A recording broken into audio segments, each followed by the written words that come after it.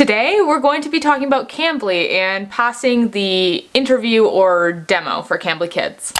I was just accepted to the Cambly Kids platform even though I applied a few months back. So just to put it into context, I applied to Cambly on April 14th, I believe, and now it's July 2nd, and I only got accepted in the past week. Basically, I applied at the beginning of quarantine and all of this craziness because I figured I could make some extra cash at home while I was just hanging out there. But as you can imagine, with so many people at home probably thinking the same thing, the applications for not only Cambly, but so many of the online teaching platforms were just very backed up. So I want to preface this video by saying that I haven't started teaching on Cambly yet, I just got my acceptance. But seeing as my Palfish interview video was so helpful for so many people, I figured I'd share my Cambly application process while it's still fresh in my mind and while I still have the footage from when I applied. So quickly, for those of you who don't know, I started teaching ESL in 2017. I've taught both online and in class, and I have a TEFL certificate, but I don't have a BA. So I've had to be a little bit creative about the countries that I teach in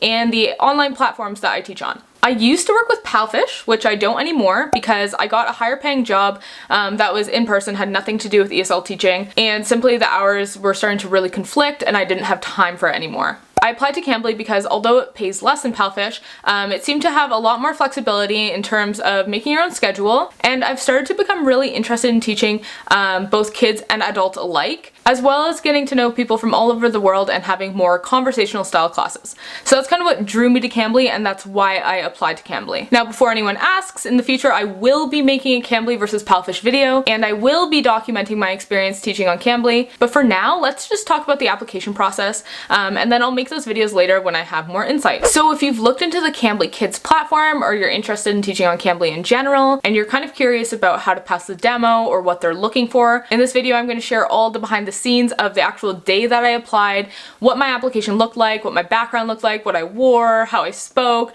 I'm going to include it all in this video. So bear with me because some of this footage is a bit old and I'm revisiting it now with you. So the very first thing to know is that when you're applying to Cambly, you're going to want to do it on a computer. User-friendly, there's a Become a Tutor page, so you just go to that, and the very first thing that happens is that you're going to be prompted to make an account.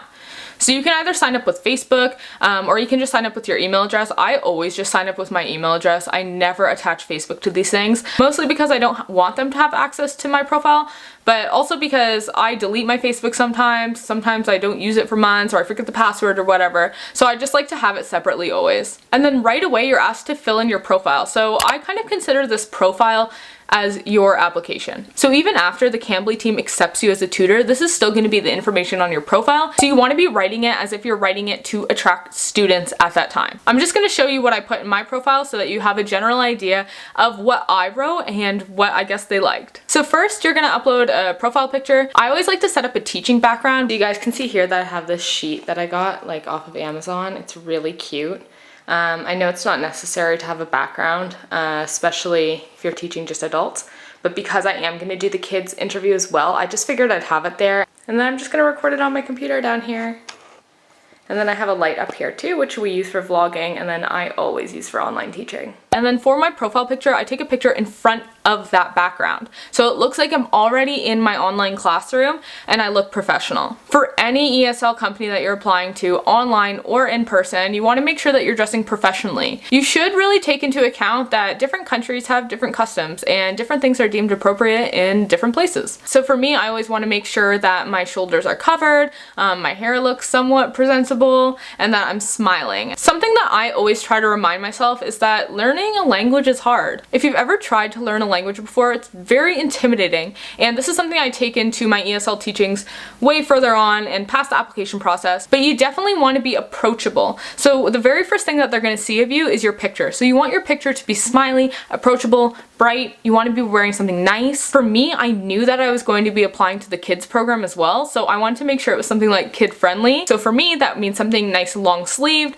but also some color. So you'll see here that I was wearing a floral shirt and then like an overall dress over top. And you're going to pick your username, which I would recommend that it's just your name. Then you're going to be writing some basic info about yourself and then your CV. So like I said earlier, I have taught online and in class before, so I put that experience in my CV. If you've never taught before, I really recommend that you put any babysitting experience, if you've ever been a TA, any leadership experience whatsoever that you have or experience working with kids is going to be super helpful. I actually did a whole video last year on building your ESL teaching resume if you have absolutely zero experience, so I will link it here as well. Then there's a section called Who I Teach. And then finally, why you're here, why you want to teach on Cambly. Really talk about your biggest ambitions and what you think that you could provide to the platform. You always have to remember that there's tons of people applying to these platforms every single day, and to stand out, you really want it to be clear that you want to be there. After you're done filling out all that information, you're going to be taken to the next page where you upload your video introductions. Hi, my name is Ray, and I am an English teacher from Canada. I have been teaching English for the past 3 years, 2 of those years being online and 1 year in class in Phnom Penh, Cambodia. I have traveled to 14 countries and I've lived in 3. I've lived in Australia, Canada, and Cambodia. My love for travel comes in handy when teaching English because I love learning about culture, geography, and your cuisine. I know that learning a language can be very frustrating and difficult, and that's why I am very kind and patient with my students. So I hope that I can help you reach your English goals, and we will chat soon. Bye! So these video introductions will be your video introductions when you get accepted to Cambly. So if you're not applying for the kids program, you only need to do an introduction for adults. But of course, I was applying to the kids program, so I did an introduction for both. All right, so that's fine. It's not great, it's fine. And now for the kids one, I'm gonna whip out some props. So hopefully, you know, to make it a little more kid friendly. And let's give this one a shot. Hi, I'm teacher Ray, and I am from Canada. I have been teaching English for the past 3 years, 2 years being online, and 1 year in class in Phnom Penh, Cambodia. I have taught kids age 3 all the way up until age 17. My teaching style is fun and exciting. We use lots of props and visual aids to help your kids learn. I love teaching kids, and that's why I am on Cambly. So, I hope to see you soon. Bye!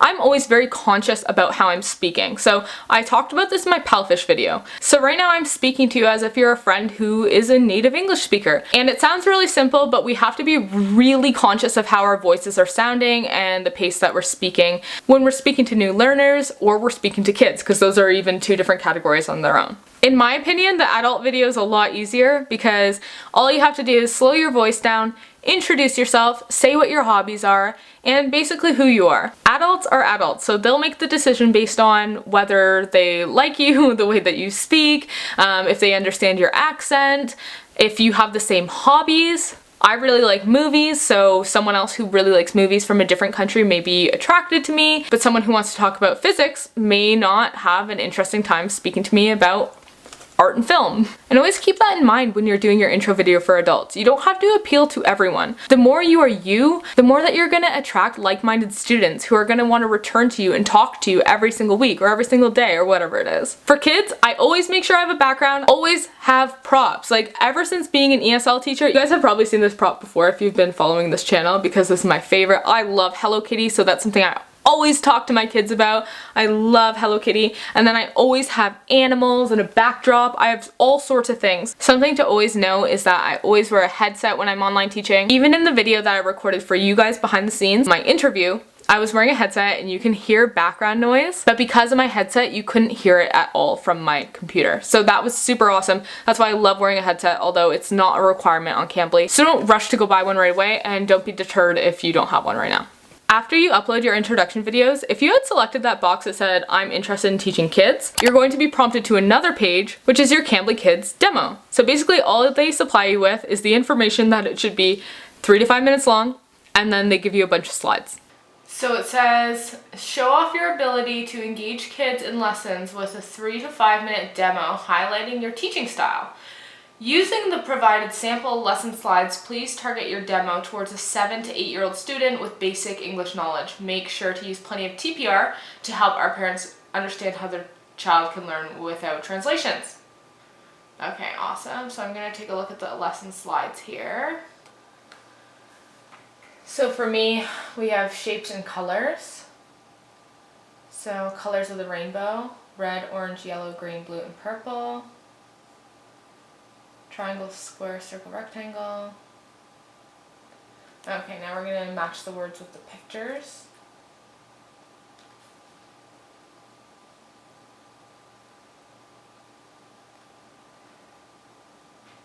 What the word that goes with each picture? Oh, triangle, square, triangle. Okay, got it. What color is the bird? What color is the fish? What shape is green?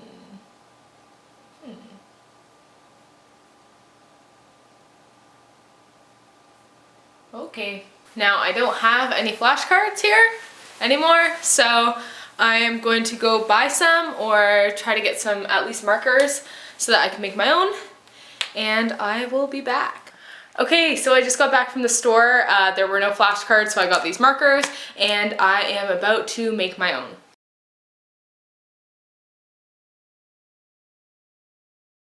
Again, this is not something that Cambly told me to do, but for me, I thought that I would have a better chance of passing if I had props and teaching supplies. So in this 3 to 5 minute video, you really want to try to get through all the slides that you can and make a lesson around it. So if you can sing a song, if you can bring in fun props, then do that. I made some like, my name is blank. I am blank years old. I live in blank. Because at the beginning of our class, I'm going to introduce myself, and I'm going to try to get the kid to also introduce themselves too and say those words. There's no kid on the other side of the screen. It's just going to be me pretending that there's a kid there, and there's really not a lot of direction. So what I'm noticing already is that we got those slides, but that's it. So we still have to make a full class out of that somehow. So I'm just gonna give it a shot, and we're gonna try. You guys are gonna see what I try to do here. And then I have the colors that I made, and then I made like the triangle, square, circle, rectangle. And then we're gonna pretty much wing it today. There's gonna be no student or interviewer on the other side of the screen. So it's a little funny talking to a screen when there's nobody there. I'm really used to it. For example, I'm doing it right this second. I do it all the time. But even still, doing my Palfish demo and doing my Cambly demo, it's just super off-putting. It's just not natural. So the best advice that I have to give is give the kid a name. Hello! My name is Ray. Ray! Good! Great job! What is your name?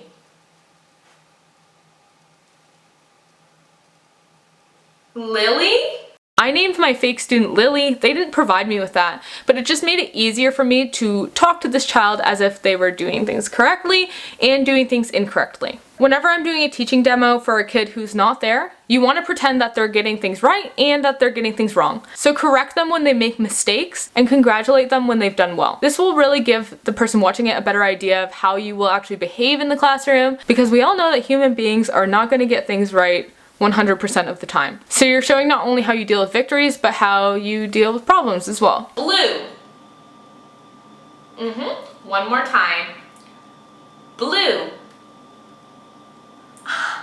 Yes! You want to be using lots of TPR, lots of excitement. So TPR is total physical response. It is an ESL teaching tool, which means you're using your hands, you're explaining things. I'm saying my shirt, my hair. Pointing to your mouth when you're explaining pronunciation. Letter E, E. And putting your hand up to your ear when you're listening to them and you want them to speak. So that's the easiest way to prompt someone in ESL, even if there's not a real person on the other side of the camera. Even with my experience and with this advice I'm giving you right now, I was still super confused by the end of my demo. Okay guys, my camera died, so I'm just gonna say this here. So that was really confusing because I was given all these slides at the beginning, but there's nowhere, like the slides don't show up on the screen or anything. And some of them were like, match this picture to this picture. And it didn't really make sense what I was really supposed to do. So I'm a bit nervous that it didn't go that well because I just kind of like introduced myself and then got them to say hello, and then we just went over like the colors and shapes. So I'm not exactly sure how it went, but that's about it. So I'm just gonna wait. It says that now my account is under review, and we will see what happens in a couple of days. I simply couldn't finish all of those slides in 3 to 5 minutes and still add my flair and creativity and introduction and everything in it. I was actually pretty nervous because I wasn't sure if they were gonna accept me, if I was missing something. I really felt like I was missing out on some instruction or something, but no, that was totally not the case. This is just what they provide you with, and they want you to do your best in that 3 to 5 minutes. My advice would be to not go over the 5 minutes just to finish it. I personally, just coming from the film industry, if someone gives me a time frame, I really want to make sure I'm in that time frame. This is my take and my perception on what they were asking for, but again, I got accepted, so I must have done something right. Here's the reasons I think I got accepted. 1 is that I had good internet, a background, and lighting. 2, I showed a lot of energy and positivity and a big smile. 3, I corrected the student when they did something wrong and congratulated them when they did something right. And 4, I had props even if they were homemade flashcards. I think that it went to show that I put in some effort to the application, and I think this is a really big thing with Cambly because it's so easy to apply and all you need is a laptop with a camera on it. Anyone can do it. Anyone can do it with some poor lighting, but I think that if you put a little bit of effort into your application, have lots of color, look good, use TPR, and really give it your best shot, I think that is a no-brainer that you would be accepted to this platform. Anyways, I really hope that this video helped show you that my interview was not perfect at all. I always say that about my Palfish interview, but I don't have all the footage to show everyone. And if you approach it with desire and a positive attitude, there's a very high chance of getting accepted to this platform. Like I said, I'm going to be doing a review on this platform, and I'm going to be comparing it to Palfish in the future. So if you're interested in that, keep posted. Please let me know if you have any other questions about the application process down below, or you can reach out to us on Instagram at Nick and Rachel, and I will respond to you there for sure. Okay, good luck and happy